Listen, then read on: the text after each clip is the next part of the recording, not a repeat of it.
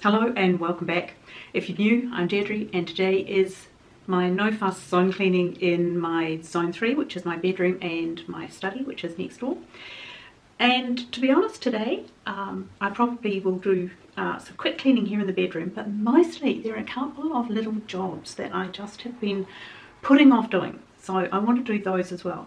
Now, because it's spring, I also want to wash the curtains. I have curtains in here. Hang on. Here you go, curtains. Because I keep those pulled most of the time because there's an apartment block, not right on top of me, but nearly. Oops, now I'm going to make you straight again. So yeah, it's a, it's sort of more than I'm not going to speed up zone clean is probably what I'm trying to say. So if you want one of those, probably not today and not here. So zoom off, find something that does that motivating zooming zone cleaning for you, because I love them, and yes, I watch them as well because they do motivate me. But what I'm going to do today is to try and get the things done that have been sort of hanging over me. So I'm on a really fun angle here because I'm sort of perched against my dresses, the dresser down here. So first I'm going to put the curtains into the washer and get that done, and then I'm going to drill a hole in this wall, which, believe me, you are not going to hang around for all of that. I will definitely do befores and afters of that one because it takes forever. These walls are solid brick, and the apartment block, which is sort of a big word for what we are, 2 stories and 16 houses sort of effectively together, that was that was sort of like a weird air quote thing there. Yep, so these walls, my God, they are so hard. Because they were built in the 1960s, and bricks and mortar and cement and all that stuff gets harder year by year by year.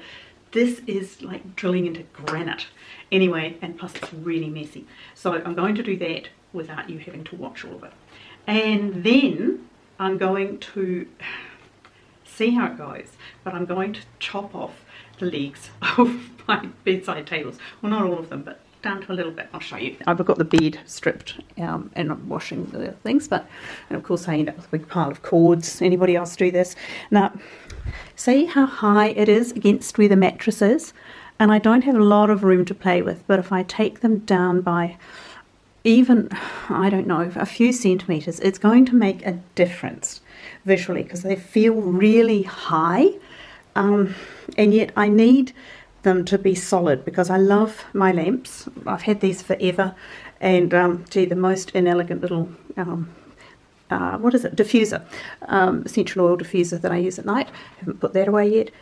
I love the lamps. They need a really solid base. These are full of, well, I don't know, stuff. I don't know, what am I going to show you? Stuff that's in them, you know, the stuff that we have. I just want to lower them and see if I can get away with keeping them, because I've been looking and looking and looking for something I like more. I haven't found it. Anyway, I will get on with this and get those curtains down and into the wash. So here they are. I don't want to put them anywhere near my bed, but I wanted to show you just how dusty. Look at the different colours. Like, that's really dirty, where it goes through, the air goes through them. Yeah, they're a bit icky, aren't they? So definitely into the wash. And of course, while I'm up there, I'm going to dust. Well, I popped them in, and I thought I would show you that I use just normal, a little bit of laundry detergent, but I also put about a half cup of bicarb into the wash, and it keeps them fresh, B, it acts as a fabric softener, and also it helps to whiten everything, which is really nice. So I've just seen another part that's going to get cleaned next week. Ew. Anyway, so I've just got normal laundry detergent in there. I'm using the one that's as eco-friendly as they come, really, I suppose, but it also smells nice and gets the clothes clean. Bit of a pile there. On we go. And I always wash in cold water because, well, I don't know, I just do. But this will make them white, even though they're being washed in cold water. Well, talk about failed at the first hurdle, because while I have the curtains in the wash, apparently that was my last wall, you know, screw thingy. So I'm now heading up to the hardware store, thankfully only a couple of k's away, and I'll get some more. Okay, I'm ready to go. I've been up to the shop and picked up some more of these masonry brackets. These ones, they have a hook with them, so that makes it super easy. And they will carry up to 10 kilos. Now, there's no way that this picture, albeit it's heavy because it's glass, it's not 10 kilos, nowhere close, but I like to be always a little bit further over. I also picked up a new masonry drill. They go blunt so quickly, and I'll show you what's special about them in a minute. But when you're doing it, you have to look here, and it says drill size 5mm and max fix is 6, so it squeezes into it really tightly. But that's the important thing, is that this matches up with that. Okay, next step, I'll take it out and I'll show you what's special about it. Okay, now focus, focus, focus. There you go. See, it's got that sort of splayed out little bit on the end. It's slightly splayed here and here. They are the bits that drill into it. Now, a normal drill is smooth and round, but this one sort of has that sort of flat splayed end on it that drills through brick and concrete and any form of masonry, basically. And here's the big beast I've got out ready to go. It's the my Ryobi hammer drill, and I need it for this. My ordinary drill cannot do this job. First I'll measure, get myself centre of the wall, and I'll show you the trick for making sure it hangs exactly where you want it to hang. Before I hang this picture, I'll show you why I wanted to, because you think, oh, it's fine sitting on the dresser. No, it's not. Look, I don't move it every time I dust, apparently. And that is why I wanted it up on the wall. Now, this is the trick for finding out where you want to put the hook. Okay, so you take the full weight, effectively, of the picture and see how far up that stretches in the middle, and you measure from there to the top of the picture. So that, for the sake of argument, is just on 12 centimetres. The next step is to work out how deeply you need to drill into the wall to fit your little plug that the screw will go into and hold the hook. And you can see it's here. So you measure that onto your drill bit, and then so you put it together, know how deep you're going to have to go, and then you get a piece of masking tape, washi, anything. This is quite pretty masking tape, it's pink because I'm a girl, and you put a little flag on it, and that will show you when you need to stop drilling. Okay, so here it is, it's in the drill now, and you can see that once I've drilled in that far on the wall, I'll be able to hammer in my plug, and then I'll be able to tell when to stop. Is when I get, oops, get into focus would be help, wouldn't it? But when I get to here. First step. Second step. Right. Now I can drill. Right there.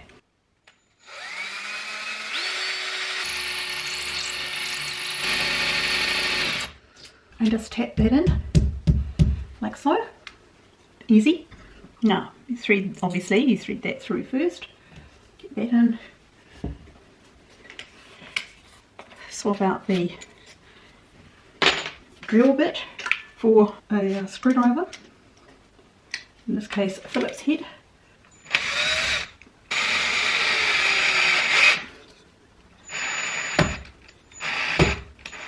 and there it is, all ready to go. And finally, it's up on the wall. Hey, I've only lived here for 2 years.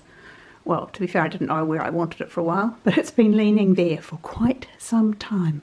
Good to have it up and secure.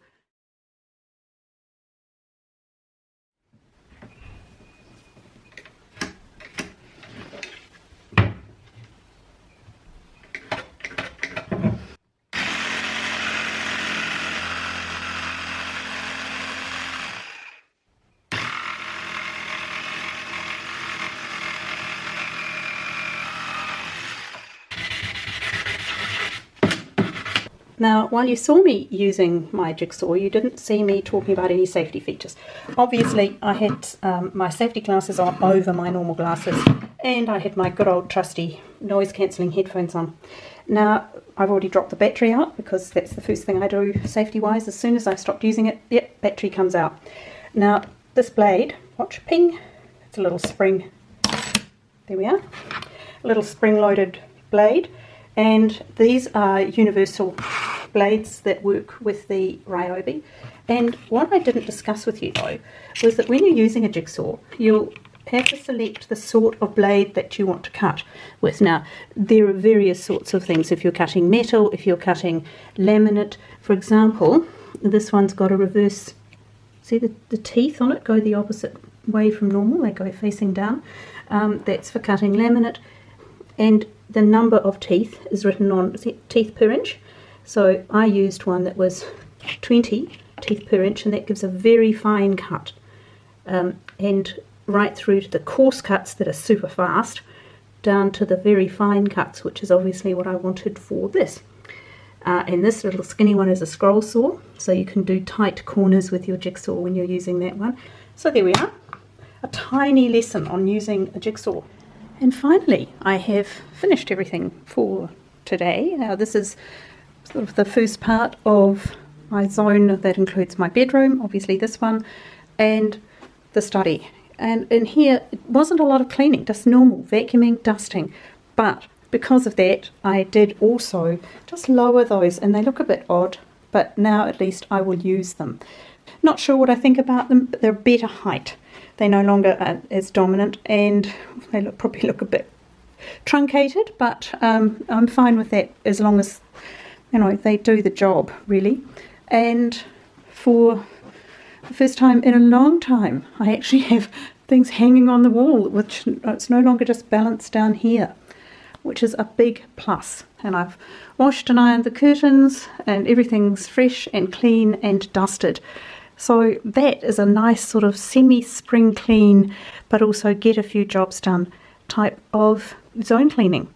And well, it's day 2 of my zone 3, which is my bedroom, which you've already seen, and my study, which I'm in at the moment. Now, it's actually okay at the moment, but I'm having this huge sort of feeling that I've simply owned too many things and I need to sell some. Now I say sell because I think I've spoken to you before about donating, and when it comes to furniture items, well, I think selling is sensible anyway, but particularly because I think when you sell things, you know they're going to go to somebody who actually wants them, and I find that is sort of a more sensible outcome for a lot of things than simply donating.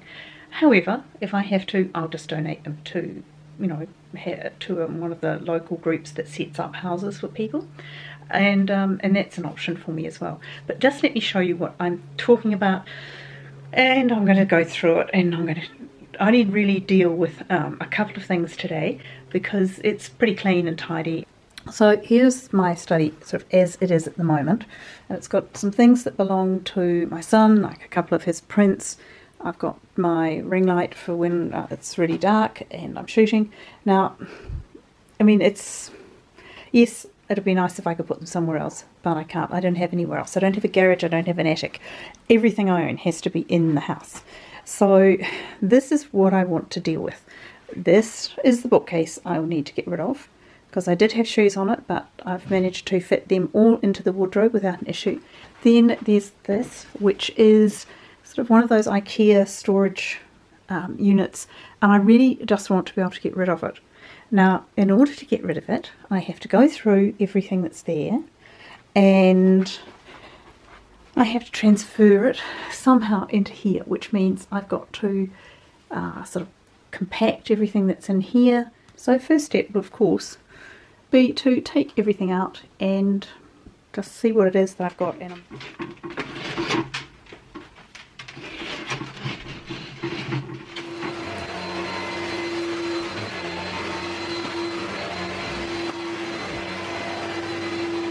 And really, that's all that was there. So you can see why I didn't need that huge piece of furniture filling up the room when there's actually very little on it. So now I'm just going to quickly sort all of this and see what I've actually got and what I do need. Some of it's client stuff, some of it's papers I don't want to have to, I can't get rid of at the moment, and we'll go from there. Now, in the true meaning of doing a zone clean, I've spent probably 30 minutes in here. Now, I've replaced the tall cabinet with this little plant stand, which was actually meant to be in here in the first place. And yes, I know there are no plants on it, but now I have found where I want it to be for now. I will get some little ferns and that will be rather nice. Over here, yes, I still have this bookcase, but I can see now that there is actually very little that I need to find space for up here, and I've already got sort of one area that's pretty much empty, and I can really shuffle these around quite a lot, and everything that is over here is going to fit into that big bookcase, and that smaller one I'll be able to get rid of it, and that will be a really big step. But it's like anything like this, try not to do it all in one hit if you can avoid it. Now sometimes you just can't. Like if you're in the middle of downsizing and you have to get rid of things because you're moving into a smaller space, then sometimes it just doesn't work. But other times, like I know that I'll get rid of that bookcase, and this, which is my printer, paper, stationery cabinet, will go back over there. It tucks out of the way. It's really easy. These are toys for little people who come and visit, and there is craft things stored in those two cabinets, and I think I can probably get rid of those as well, but I'm not going to go through them today. And I think that's one of the things that we have to be good to ourselves about, and remember that sometimes we can't do it all today. So I've done a good clean, and it didn't need cleaning because I just normally vacuumed it anyway, and it just got dusted along the way. But yes, it's in a perfectly reasonable state, and that's all I really wanted at this point, was to get rid of one item out of here, and already the room feels like there's more space. And I know I'm going to be able to get rid of this now, but it's not going to happen today, but already I can see I can do it, and that ottoman can also go.